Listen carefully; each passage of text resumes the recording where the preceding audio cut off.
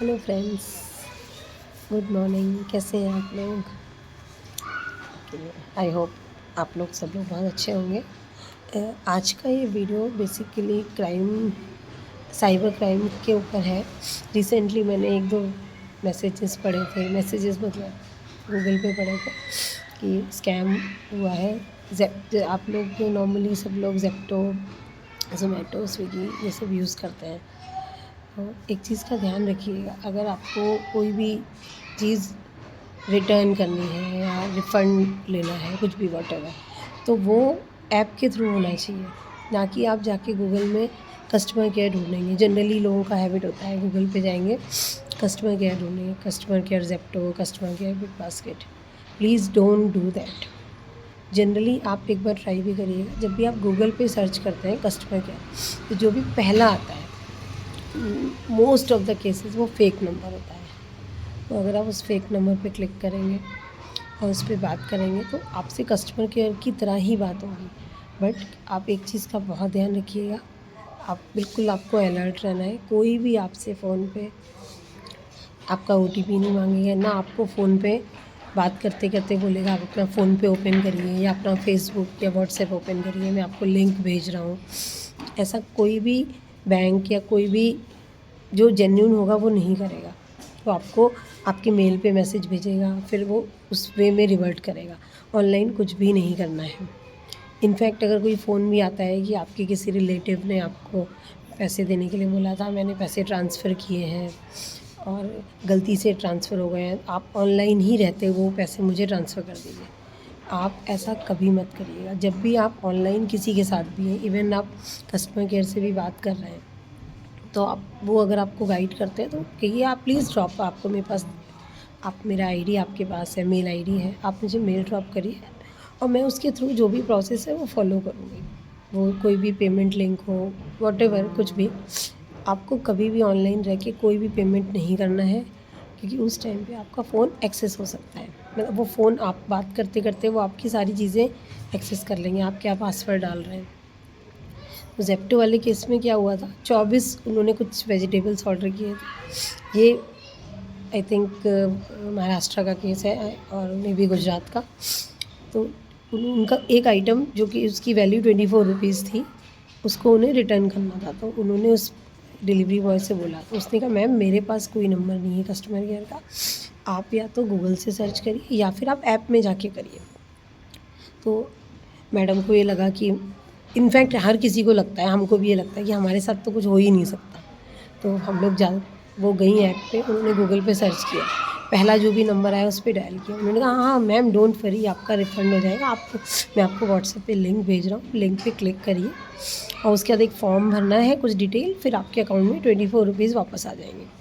उन्होंने वैसा किया। 24 तो आए नहीं, बट उनके अकाउंट में 87,000 रुपीज़ थे, वो भी चले गए। उनके 2-3 अकाउंट में वो पैसे थे, जहाँ से वो मोबाइल नंबर लिंक था, सारे अकाउंट उन्होंने खाली कर दिए। तो थोड़ा सा आप लोग अलर्ट रहिए, अवॉइड करिए फ़ोन पे बात करना। कोई भी आपसे कुछ भी जानकारी मांगता है, कुछ भी बोलता है, हम लोगों के साथ बहुत सारे, हम लोगों के पास भी कॉल आते हैं कि आपका ATM ब्लॉक हो गया है, तो आप लाइन पे रहिए, मैं उसका प्रोसेसिंग कर देता हूँ। प्लीज़ ऐसा कभी मत करिएगा।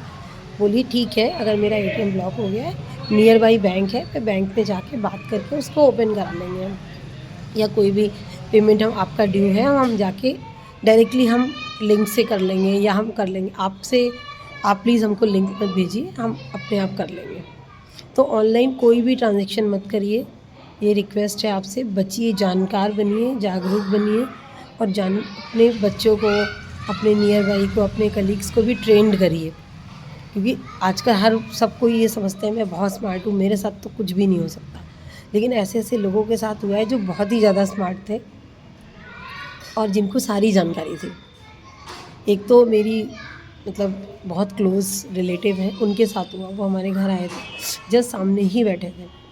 उनके पास फ़ोन आया कि उनके हस्बैंड ने किसी को बोला था आपको पैसे ट्रांसफ़र करने के लिए। उन्होंने कहा ठीक है, और एक फ़ेक मैसेज बैंक से आया कि भाभी जी मैंने आपको गलती से 5,000 की जगह 50,000 ट्रांसफ़र कर दिए। और वो मैसेज बैंक से प्रॉपर मैसेज था, बट वो बैंक से नहीं आया था, उसी फॉर्मेट में आया था। तो उन्होंने कहा ठीक है, हम अभी हम लोग सामने ही बैठे थे, हमने कहा ठीक है आप उनको बोलो अभी हम चेक करके, नहीं आप फ़ोन मत काटिएगा, मैं अपने बच्चे के स्कूल में खड़ा हूँ, मुझे फ़ीस जमा करनी है, बहुत अर्जेंट है, प्लीज़ ये गलती से हो गया, मैंने देखिए आपको इतना सपोर्ट किया है तो आप मुझे भी करिए। तो उसने कहा, तो हम लोगों ने उसको बोला ये बोलने के लिए कि मेरे फ़ोन में नेट नहीं चलता, आप पहले फ़ोन काटिए, देन मैं चेक करके आपको भेजती हूँ। वो फ़ोन काटने के लिए अग्री ही नहीं थे कि आप अभी भेजिए, अभी भेजिए, अभी भेजिए। फिर किसी तरह हम लोगों ने बोला ठीक है ओके, फ़ोन कट कर दिया। फिर जब जाके फ़ोन पे में बैलेंस चेक किया तो अकाउंट में कुछ भी नहीं आया था, सिर्फ वो फर्जी मैसेज आया था। उसके बाद उस बंदे का फ़ोन भी नहीं आया। तो अगर फ़ोन पे आप कोई ट्रांज़ैक्शन इमीडिएटली आपसे कोई भी बोलता है, आपको कुछ भी डाउट लगता है कि आपके किसी रिलेटिव ने पैसे मांगे हैं कुछ भी, तो आप होल्ड करिए, उसको बोलिए अभी हमको टाइम दीजिए, थोड़ा टाइम लीजिए, फ़ोन को कट करिए, देन आप उसमें जाके बाकी प्रोसेस, तो उस समय क्या है ना आप सोच पाएंगे। फ़ोन पे क्या है वो आपको इतना ज़्यादा मतलब ऐसी सी बातें इमोशनल ब्लैकमेल टाइप का करेंगे कि आप ठीक है आप ज़्यादा प्रॉब्लम में, मैं कर ही देती हूँ, ऐसा कभी मत करिएगा, ठीक है।